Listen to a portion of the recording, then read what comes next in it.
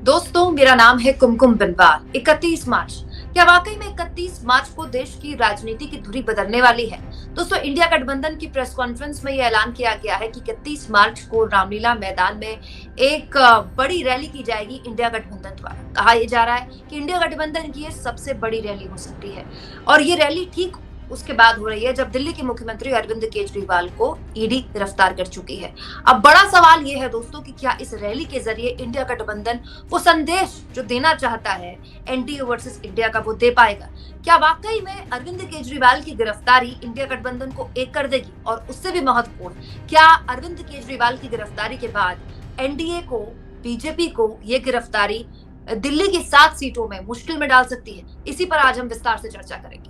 इस मुद्दे पर विस्तार से चर्चा करने के लिए मेरे साथ राजनीतिक विश्लेषक अरुण कुमार शर्मा जी जुड़े हुए हैं और अरुण कुमार शर्मा जी का यहाँ पर बात करना महत्वपूर्ण इसलिए भी हो जाता है क्योंकि अरुण कुमार शर्मा जी राजनीतिक तौर पर देश में कई सरकारों को आते जाते तो देख ही चुके हैं, लेकिन पुराने संघी भी हैं और इस बात को वो स्वीकारते भी हैं और लगातार कहते भी रहे हैं कि मैं संघ से जुड़ा हुआ रहा हूँ। लेकिन आज के हालात पर अरुण जी, आज ये कहा गया इंडिया गठबंधन द्वारा कि 31 मार्च को एक बड़ी रैली रामलीला मैदान में की जाएगी।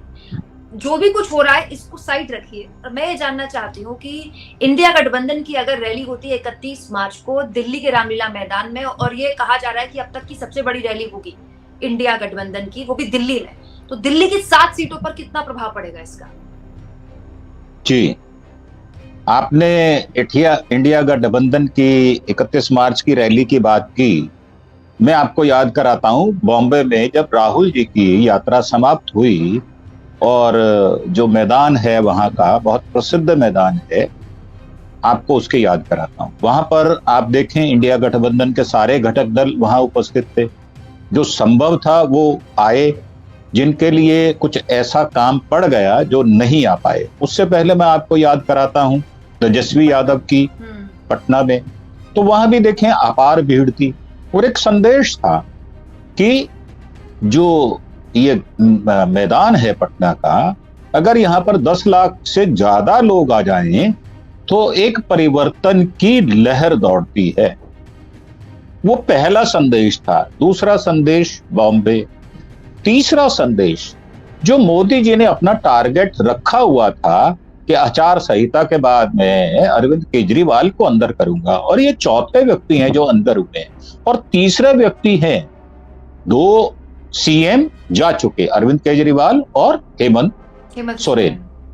और कंट्रास्ट में तीसरा, बल्कि 2 और मैं आपको उदाहरण देता हूं। एक शर्मा आसाम में, कॉन्ट्रास्ट है, पूरा पुलिंदा था, 1 महीने असेंबली नहीं चली, लोकसभा में व्यवधान हुआ, उनको सीएम बनाया गया। मैं आपको एक और याद कराता हूं, शिंदे साहब क्या क्या नहीं किया। उनको हवाई जहाज से उड़ा के असम ले गए, क्या नहीं किया। मैं आपको राजस्थान याद कराता हूं। राजस्थान में क्या हुआ, हरियाणा ले गए, गुड़गांव ले गए, और उन्होंने क्या किया, पायलट साहब के बेटे को क्या किया। तो मेरा कहना यह है कि ये जो पृष्ठभूमि बांधी है ये मोदी जी ने स्वयं ही बांधी है। हाँ, ये बात मैं कहता हूं कि इंडिया की अम्ब्रेला जो है गठबंधन की, उसके नीचे बिल्कुल ऐसे लोग इकट्ठे हो गए जैसे भगवान कृष्ण ने एक पर्वत उठाया था, आपको याद होगा, इंद्र का घमंड तोड़ा था। तो आज भगवान भी चाहते हैं कि महाराजा ध्वजराज श्री श्री 1008 नरेंद्र दामोदर दास मोदी का घमंड तोड़ दिया जाए, इसलिए वो एक छतरी के नीचे आ गए। और आपने पहला आदेश सुन लिया, जेल से उन्होंने संदेश भेज दिया, आतिशी ने वो सवेरे पढ़ा दी है। और उससे पहले एक न्यूज आई है, गुजरात के 2 प्रत्याशी जिन्होंने अपना नाम वापस ले लिया। तो गुजरात तो आपकी होम स्टेट है, वहां क्यों लोग डर रहे हैं? वहां इसलिए डर रहे हैं कि आप अनैतिकता का सहारा ले रहे हैं। एक शब्द कहा जाता है लेवल प्लेइंग फील्ड, और मैं उसको कहता हूं कि आधे समय में पाला बदला जाता है, नियम नहीं बदले जाते। आप नियम बदल रहे हैं। आप जिसको अंदर होना चाहिए, जिससे आपने 59 करोड़ का आपने लाभ लिया, उसको आप जमानत दे देते हैं। 5 दिन बाद वो बॉन्ड खरीद लेता है और 25 लाख का और बॉन्ड खरीदता है, परमानेंट बेल मिल जाती है। जहां ट्रेल नहीं है, वहां उस व्यक्ति को आप अंदर कर देते हैं, क्योंकि आपके दिमाग में एक धुन सवार है, आपको अंदर करना है, आपको 370 का नरेशन गढ़ना है। चुनाव शुरू नहीं हुए, अभी तो 19 अप्रैल को पहला चुनाव होगा। लेकिन सर ये आप और मैं समझ रहे हैं, मैं जानना चाहती हूँ कि दिल्ली का आम आदमी, सिर्फ दिल्ली की बात करते हैं अभी, क्योंकि अरविंद केजरीवाल की पॉलिटिक्स दिल्ली से बहुत हद तक शुरू हुई और दिल्ली में सबसे प्रभावशाली है। देश के बाकी राज्यों में भी, पंजाब में उन्होंने अपनी सरकार बनाई, उनकी पार्टी ने सरकार बनाई, इसके अलावा गुजरात में भी बहुत अच्छा किया था इस बार विधानसभा चुनाव में। लेकिन दिल्ली को फोकस करते हैं क्योंकि रैली भी दिल्ली में होने वाली है। दिल्ली की 7 सीटों पर कैसा प्रभाव पड़ेगा? कहीं ऐसा तो लोग कहते हैं कि हमारे यहाँ सिंपैथी का वोट पड़ता है, लोग अरविंद केजरीवाल को मेरा बेटा मेरा भाई कहते हैं दिल्ली के, तो हो सकता है उनके पीछे खड़े हो जाएं। लेकिन ये उल्टा भी तो हो सकता है। प्रैक्टिकल बात ये भी है ना अरुण जी कि एक लौता आपका स्टार कैंडिडेट अब जेल में हो और वो ठीक चुनाव से पहले प्रचार नहीं कर पाएंगे। जिस वक्त उनको चुनाव लड़ना था वो मुकदमे लड़ रहे हैं। जी, मैं बताता हूं आपको कैसे। ये उल्टा नहीं पड़ेगा, ये बिल्कुल स्ट्रेट पड़ेगा और ये तीर बिल्कुल नाभि में जाकर लगेगा। मैं बताता हूं आपको। आप देखें, मैं 2013 से कहानी शुरू करता हूं। 28 सीट आई थी, 8 सीट कांग्रेस की थी। अरविंदर सिंह लवली उस समय प्रधान थे कांग्रेस के, उन्होंने पैचअप कर लिया था, सरकार बन गई थी। किन्हीं अप्रिय कारणों से वो सरकार 49 डेज चली, उसके बाद टूट गई। परंतु कांग्रेस की अंडरस्टैंडिंग आप पार्टी से नहीं टूटी और 2015 में अरविंद केजरीवाल चैलेंज करके 70 में से 67 सीट्स ले आए थे। इतने अच्छे नंबरों से पास हुए थे। उसके बाद 2020 में क्या हुआ, 62 सीट लेकर आए। उसके बाद कॉर्पोरेशन में क्या हुआ, उन्होंने भ्रष्टाचार का तख्ता पलट दिया, 15 साल की सरकार पलट दी। उसके बाद क्या हुआ, शैली जो वहां की वो बनी मेयर, उसको कैसे बनना पड़ा, हाउस के अंदर जूते चप्पल चले, गाली गलोच तक हुआ, उसके बावजूद भी वो बन गई। उसके बाद चंडीगढ़ में क्या हुआ, चंडीगढ़ में संदेश साहब था और नड्डा साहब ने तो 3 मिनट में आपको, मोदी साहब आपको बधाई दी थी।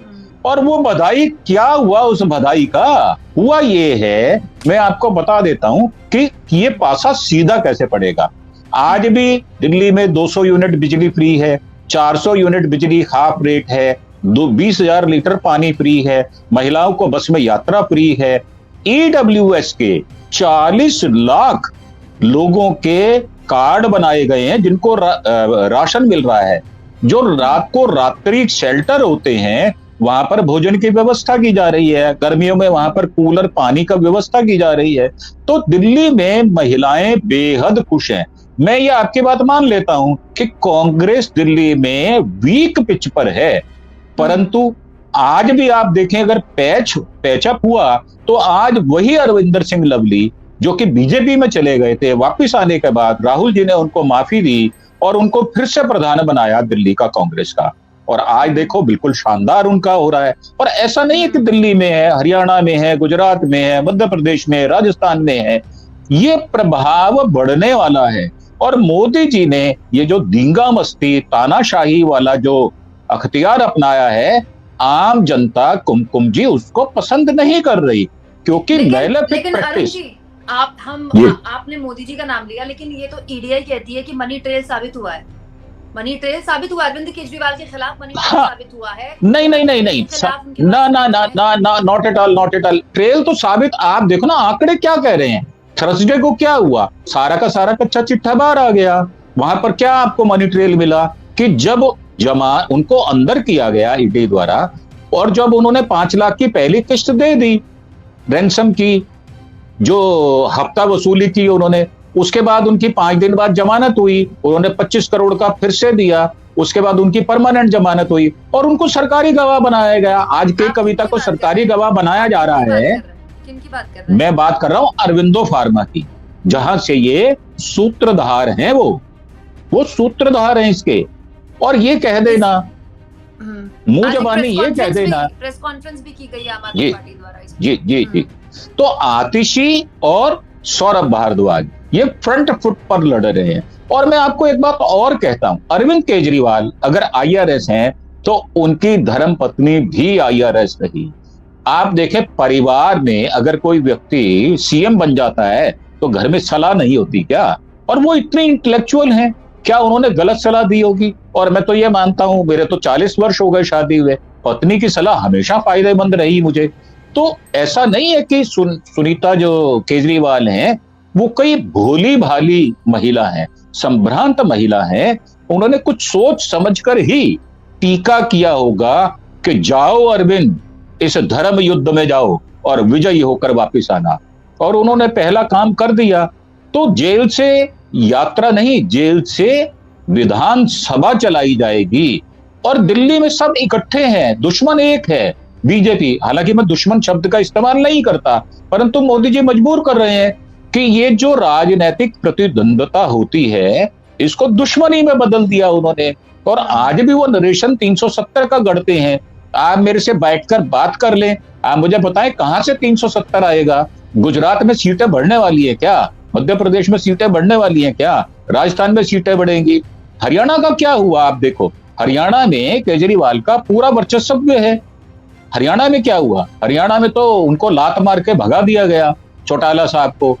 और वहां भी दो फाड़ हैं, अजय चौटाला, अभय चौटाला, दो फाड़ हैं।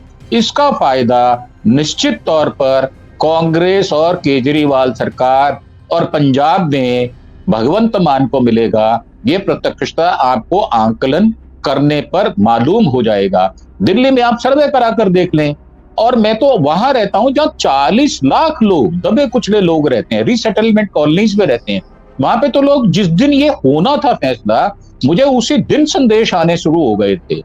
जो कुलदीप सिंह हैं वो मेरे बड़े अच्छे मित्रों में से, हालांकि मेरे से उम्र में बहुत छोटे हैं, मेरे पुत्र जैसे हैं, परंतु वहां पर तो तैयारियां हो रही थी कि प्रदर्शन करेंगे। और दिल्ली में आप देखें कितनी टक्कर ली है उन्होंने, हर सड़क को रोक दिया गया और पुलिस प्रशासन बेहाल हो गया। पूरे हिंदुस्तान में उनकी फेवर में यह माहौल बनाया गया और संदेश साफ हो गया। तो आप कैसे कह सकते हैं? मैं जानना चाहती हूँ कि विपक्ष जो आरोप लगा रहा है कि लेवल प्लेइंग फील्ड ही नहीं है। एक तरफ एक पार्टी के बैंक अकाउंट फ्रीज किए जा रहे हैं, एक को जेल डाला जा रहा है, बाकी बच्चों के ईडी सीबीआई के छापे पड़ रहे हैं। ये किस तरह का चुनाव होने जा रहा है विपक्ष के? ये मैं यही बता रहा हूं आपको, जो पाला बदल कर नियम बदले जा रहे हैं। नियम तो एक सारे रहेंगे ना। अगर आप इस पाले में रहें या उस पाले में रहें, पक्ष में रहें या विपक्ष में रहें, जो टोपी आप पहनते हैं वो विपक्ष को पहनाए, जो नियम विपक्ष के लिए वो आपके लिए भी हो। लेवल प्लेइंग फील्ड नहीं होने के कारण ही इतना मुखर विरोध हो रहा है मोदी जी का। आप घिरे पड़े हैं, अपने ही घर में गिर गए। आप कहां? अभी एक मेरे को ताजा सूचना मिली थी कि मोहन यादव जी को 4 बार में 20,000 करोड़ रुपया दिया गया। और हमारे वहां पर जो केरल में लोग हैं, जो तेलंगाना में हैं, जो कर्नाटका में सरकार है, जो हिमाचल में सरकार है, उनको आप जीएसटी का पैसा नहीं देते। तो ये कैसा है खेल आपका? आपका खेल विचित्र है, बेईमानी वाला और चाटुकारिता वाला खेल है। आपने प्रवक्ता बिठा दिए जो चाटुकारिता करते हैं।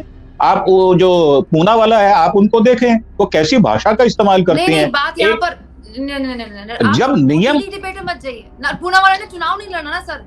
मैं जानना चाहती हूँ, सुनिए ना, एक बस आखिरी सवाल है।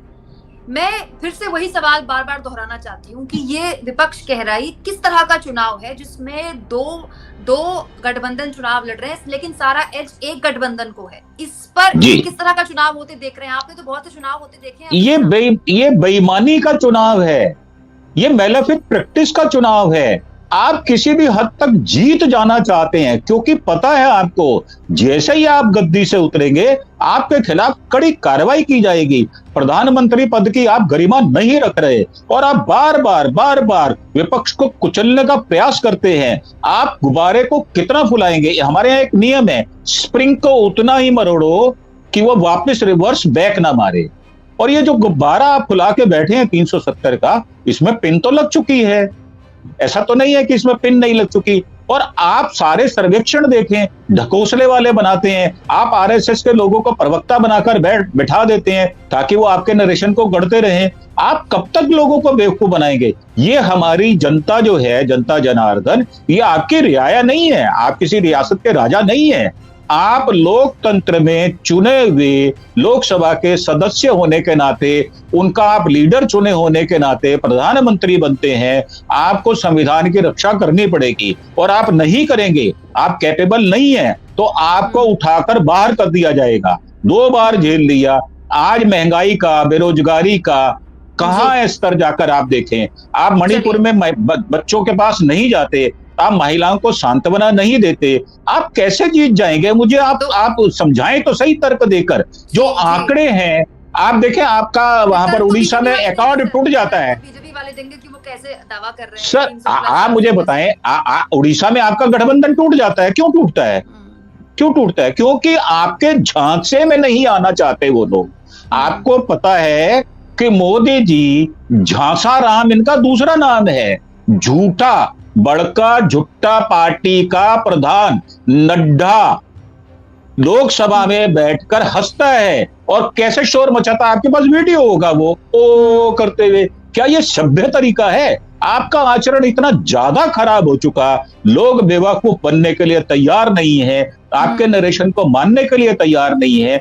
दिल्ली में पूरा माहौल गर्म है। वो गर्मी जो है वो 4 जून को रिजल्ट के रूप में आपके सामने आएगी। 25 मई को जो चुनाव होंगे उसमें एक तरफा चुनाव होगा। मैं ये नहीं कहता कि मोदी जी की 3 सीट जाएंगी या 4 जाएंगी, पर निश्चित तौर पर 7 में से आधी सीट बिल्कुल पड़ेगा। वहां पर अरविंद केजरीवाल और अरविंद सिंह लवली के नाम पर पड़ेगा, राहुल गांधी के नाम पर पड़ेगा, प्रियंका गांधी के नाम पर पड़ेगा। ये तो नेशनल लीडर है, नेशनल पार्टी है। सबकी रहेगी 31 तारीख को। और 2 नेशनल पार्टी है, मत भूलें आप। वहां पर 2 नेशनल पार्टी का गठबंधन है, एक नेशनल पार्टी से। पार्टी का गठबंधन एक नेशनल पार्टी से। बहुत बहुत शुक्रिया अरुण कुमार शर्मा जी, आप जुड़े हमारे साथ। नजर 31 मार्च की उस महारैली पर रहेगी जिसमें इंडिया गठबंधन का दावा है कि ये अब तक की सबसे बड़ी रैली होने वाली है देश की राजधानी दिल्ली में, जहां मोदी जी का सरकारी निवास है। बहुत शुक्रिया आपका सर, थैंक यू। आपका बहुत बहुत धन्यवाद। होली की बहुत बहुत आपको मुबारक, और ईश्वर करे ये जो 7 रंग होते हैं होली के, ये हमारे जीवन में उतरे। ये विभिन्न रंग आपके जी, और आपके जो सब्सक्राइबर सुन रहे हैं, हम उनको बिल्कुल उचित बात बताते हैं। आप तराजू पर तर्क संगत बात करके तोल कर देख लें। अगर हमारी एक भी बात झूठ निकलती है तो हम उसके लिए स्वयं जिम्मेदार हैं। और मैं आपके चैनल के लिए अपनी शुभकामनाएं प्रेषित करता हूं। आपका अच्छा स्वास्थ्य हो, आपको यश मान मिले, और आप इसी तरह बुलंदी से अपनी बात को मुझे रखने के लिए मौका देती हैं, उसके लिए बहुत बहुत धन्यवाद। Thank you so much sir. आपको भी होली की बहुत शुभकामनाएं। Thank you.